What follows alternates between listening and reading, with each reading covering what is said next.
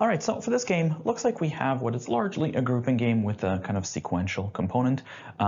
Obviously, we have these three floors, bottom, middle, top, but they're sequential in the sense that there is that progression. Bottom is right below middle, which is right below the top. In terms of the setup, though, chances are you would just set this up based on those three groups, and then we can kind of set it up accordingly. We have bottom, followed by the middle, followed by the top.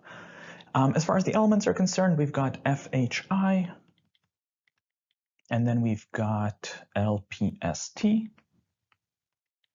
And just in terms of the basics, we know that every single one of these departments is just going to show up on one of these three floors. Now, in terms of the, I guess, fundamental kind of rules, we are told that every single floor has a maximum of 4. So that is definitely worth noting up front. There's a max of 4 each.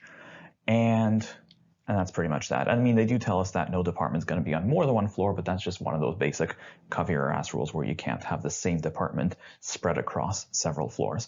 So from there, I guess let's go through the rest of the rules. So the first rule tells us that probate must be with tax. So P and T are going to have to be together. Next, we're told that H has to go right above injury. So that means that H is going to be further to the left of injury. So I guess we can say something like we're going to have I and then followed immediately by an H. Now, to be fair, we actually only have 3 groups to work with here, right? So this IH block, there's not a lot it can do. It's either going to go bottom to middle or it's going to go middle to top. So that's definitely worth recognizing. But lastly, we are told that labor has to be by itself. Ooh, that's a big one. So if labor has to be on its own, so that means that it's not going to go with the I or the H. So we can actually have kind of a baseline for all 3 floors. 2 of the floors are going to have I and H, and then the other floor is just going to be entirely L. In fact, this might be worth exhausting. We can run the 2 major plays here. So either you're going to have essentially I and H, bottom, middle, and then top is going to have L alone, or you're going to have I and H. Oops, that's not what an I looks like. Or you're going to have I and H, bottom, or sorry, middle, top, and then you're going to have an L on the bottom. Now from there, I suppose we have the PT block to play with, but I guess it's going to have to go with one of these 2 either way you go, right? It's either going to go with the I or with the H. Although wherever it goes, I guess you're going to be pushing up to 3 elements in that set, and we are at max of 4. I mean, who do we have left here? Could we even get past 4 if we wanted to? We've got, F hasn't been addressed. I suppose that's worth noting. And S hasn't been addressed. So I guess you do have, in addition to P and T, we still have F and S to play with. But I suppose based on that, we can say that the F and the S, they're not going to go with the P and T. Because wherever the PT block goes, you're already going to have one of I or H there, right? No matter what you do, which means you're going to be already at 3. So the F and the S, they can't both be in that same space. So they would have to go either in the other space or they could be split up, but they're not both going to be with PT. So I guess that's something. Anyways, let's take a look at the questions. Question number 1, what could be the complete setup of the game? So first rule, I guess we can say that there's a maximum of 4 each. Let's see if anything violates that. A looks okay, B looks fine, C looks fine, D looks fine, and E still looks good. That's still 4. Okay, next, the P and T, they have to be together. Let's see if anything violates that. So A looks good, B has them separate. So we can get rid of answer choice B. C has them together, D is good, and E is good. Next, I has to be, I guess, right below H. So it has to be, so since we're going top to bottom, we have to see H, and then on the next floor down, we have to see I. So A gets disqualified because we have H below I. That doesn't work.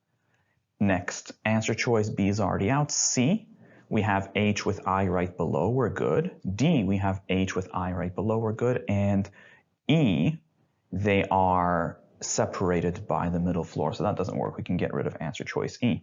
Lastly, We're just down to C and D. L has to be alone. So C is good. D, however, has L with someone, so that doesn't work. And the best answer here is answer choice C to question number 1. And I suppose, as usual, let's just plug that into the board. Answer choice C reads HPT. And then we've got FIS.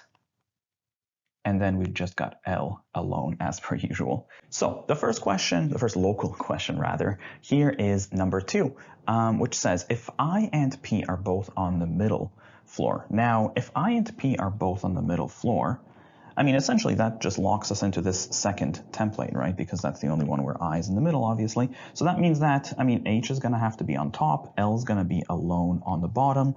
Oh, and P has to be with T. So T is going to go ahead and join them. Now from here, I suppose F and S are still out there. And I guess one of them could still fit in here with these guys, or they could both go in here potentially. I guess we have a little bit of flexibility. The question asks, what could be true? Answer choice A, family is on the middle. And maybe we just said that F could join them here in the middle, so why not? Let's hold on to A. B, H is in the middle, and no, H is definitely on top, so that's not going to work. Next, L is on the top, and no, L is currently on the bottom. Next, S is on the bottom, and no, because L is there alone. And T is on the top, and no, because we know that T is over here. So the best answer to question number 2 is A. Next, question number 3. So 3 is global. We'll come back to this one. Let's take a look at question 4. So if F is together with S, well, if we have F and S together, I suppose that is entirely consistent with both of these templates, so really anything goes. And the FS block is just going to go with either I or H in each of these templates. I guess the one thing that we do know, though, is that wherever it goes, it's going to be separate from P and T, right? Because if we have them together with P and T, that would push you to 5, because you would have F and S, P and T, and then you would still have one of I or H.